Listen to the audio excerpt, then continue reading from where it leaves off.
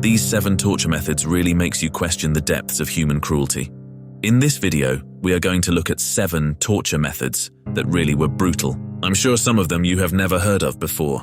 These methods are particularly brutal because of the way they either mutilate or prolong suffering. Maybe you have heard of a pillory, where the victim gets their hands and head locked in a wooden frame, often in public places for everyone to see as a form of public humiliation, to receive further abuse by the onlookers. But there is another version of this called barrel pillory, or sometimes called the Spanish mantle. It's a form of pillory where the victim is locked kneeling inside a barrel with only the head sticking out of the top.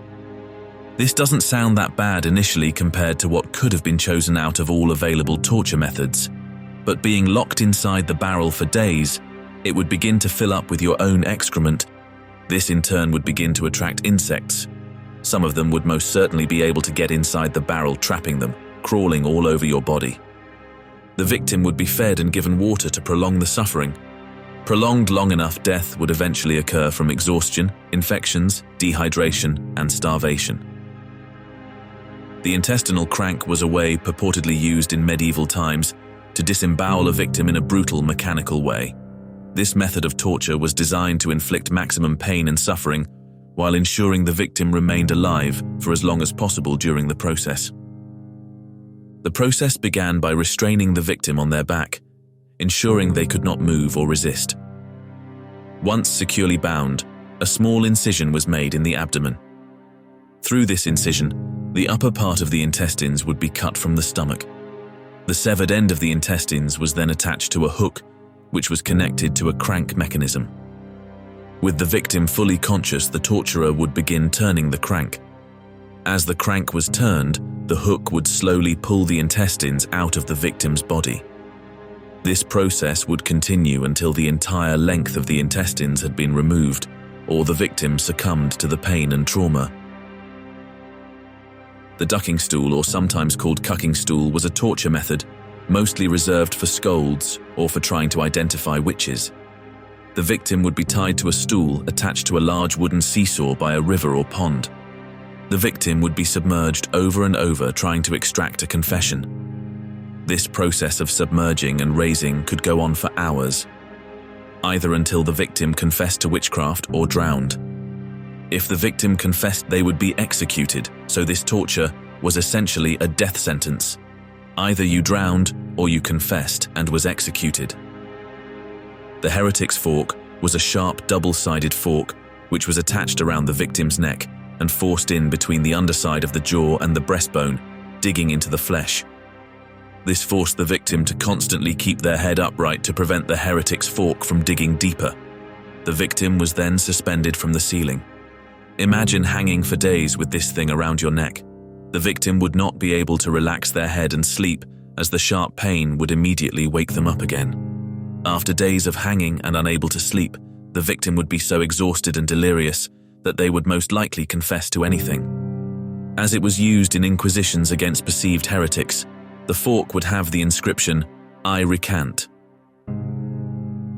The scavenger's daughter, also sometimes known as a Spanish A-frame, was a form of iron shackle made to attach the head at the top, the hands in the middle, and the feet at the bottom, forcing the victim into a contorted, painful position. The victim would be forced to sit in this position for days on cold stone or wooden prison floors in a dark cell surrounded by other prisoners. In 1581, Thomas Meyer was imprisoned in the Tower of London, accused of being in contact with Irish rebels. He was tortured by being put in the scavenger's daughter. He was never put to trial and was eventually afforded the privilege to move around freely inside the tower. He is inscribed in the stone walls inside the prison. Thomas Meyer, who lies here, who would gladly be gone from here. By strange torture, my truth was tested, yet I was denied my liberty. Strappado or reverse hanging is a form of torture where the victim's hands is tied behind their back.